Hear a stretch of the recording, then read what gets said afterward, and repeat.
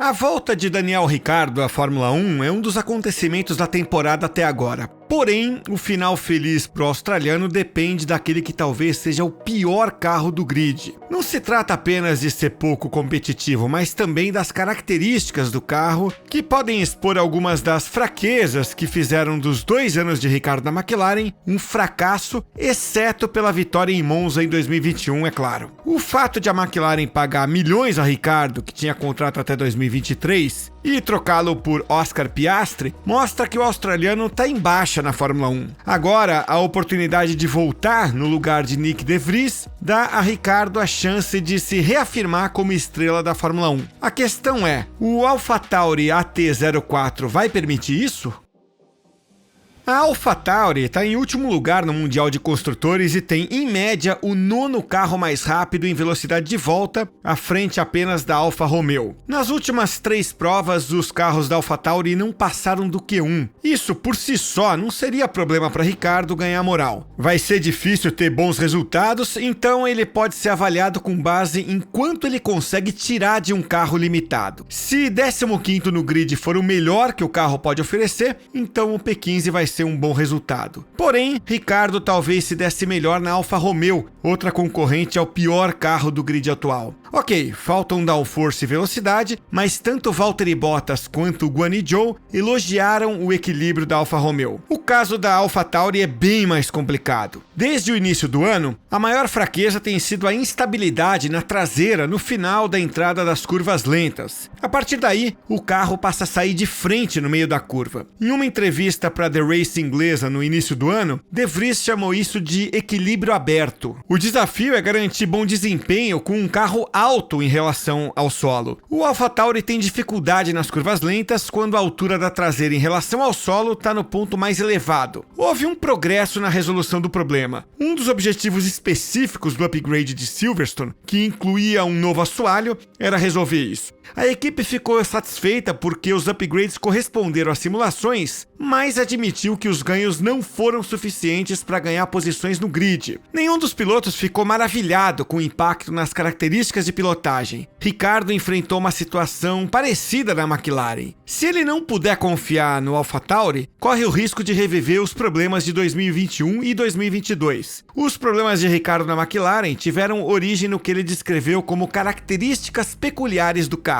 Isso bate com o que Lando Norris e o ex-McLaren Carlos Sainz reportaram. A diferença é que eles souberam lidar com as limitações do carro melhor do que Ricciardo. Mas não foi por falta de vontade do australiano. Ricciardo trabalhou duro para adaptar o estilo dele de pilotagem, mas nunca dominou a McLaren. E as coisas ficaram ainda mais difíceis em 2022 com a mudança para as regras de efeito solo. Os problemas de Ricciardo em 2021 e 2022 eram justamente as entradas nas curvas com a McLaren, com pequenas variações de uma temporada para outra. Ele tentava ser mais agressivo, atacava mais para entrar melhor nas curvas e conseguia um resultado um pouco mais positivo. Resultado: toda hora Ricciardo sofria com o alargamento da trajetória, o que alongava a curva e isso forçava a esperar mais do que Norris para reacelerar. Na prática, quanto mais tempo você mantém o volante esterçado, mais difícil é ganhar potência na saída da curva. Portanto, um problema na entrada de curva estava levando a perda significativa de tempo. Isso geralmente significa substerçar para compensar a instabilidade das rodas traseiras. Em entrevista à The Race inglesa, Norris sugeriu que superou Ricciardo porque lidou melhor com o carro que sempre estava no fio da navalha. Ele chamou o carro de 2022 de inconsistente. No carro difícil de pilotar, Ricciardo marcou apenas 35% dos pontos da McLaren durante os 2 anos em que esteve lá. Isso significa que Ricciardo está condenado na Fórmula 1? Não, longe disso. O AlphaTauri tem outras limitações. Pode ser que transmita confiança a Ricciardo nas entradas de curva. Ele talvez consiga lidar com isso. O australiano sempre teve muita confiança na entrada da curva durante a frenagem. Esse estilo foi aprimorado na primeira passagem pela Toro Rosso, antiga AlphaTauri. A gente não sabe como vai ser agora. O próprio Ricciardo também só vai saber quando andar mais com o carro. Um dos desafios que os pilotos da AlphaTauri enfrentaram é descobrir o melhor equilíbrio para lidar com essas limitações. Pode ser que Ricciardo encontre uma forma eficaz de tirar o melhor proveito disso. Seja como for, Hungaroring tende a decifrar esse mistério por ser uma pista cheia de curvas de baixa e média velocidade. E Ricciardo vê a AlphaTauri como oportunidade. Se conseguir andar bem num carro difícil de pilotar, ele vai exorcizar os fantasmas dos anos de McLaren. Após deixar a McLaren, Ricciardo teve que se reconstruir, e esse processo começou no simulador da Red Bull. Como o chefe da Red Bull, Christian Horner, disse no começo do ano, Ricciardo pós-McLaren estava irreconhecível em comparação com o brilhante piloto que em 2019 recusou a oferta para ficar na equipe. Ricciardo não demorou para se readaptar e contribuir no simulador. Ele pilotou também o Red Bull RB19 durante o teste pós-GP da Grã-Bretanha. Embora rumores sobre tempos de volta e desempenho devam ser vistos com ceticismo, já que ele estava seguindo o programa da Pirelli, é seguro dizer que o Ricciardo fez um bom trabalho. Mas a decisão de colocar o australiano no lugar de De Vries foi tomada antes desse teste. Ricciardo falou em linhas gerais do valor dos 6 meses de folga. É possível que parte desse processo tenha envolvido aprender com a maneira como ele tentou mudar o estilo de pilotagem para se adequar à McLaren. Isso pode ter influenciado no desejo de sentar no cockpit do AlphaTauri AT04 com uma mente mais aberta, como ele próprio disse ao site Formula1.com, evitando as ideias pré-concebidas. O australiano sabe das fraquezas do carro, mas espera que o seu defeito principal seja apenas a falta de downforce e, portanto, de aderência, mas que seja um carro relativamente bom. Se o carro for equilibrado, ele acha que vai conseguir trabalhar bem. Considerando os feedbacks de Tsunoda, De Vries e Pierre Gasly no ano passado, talvez seja uma visão otimista, mas reforça a abordagem de Ricciardo. Quando ele entrar no carro pela primeira vez, ele vai querer ganhar confiança. Depois, talvez vá achar formas de melhorar o carro.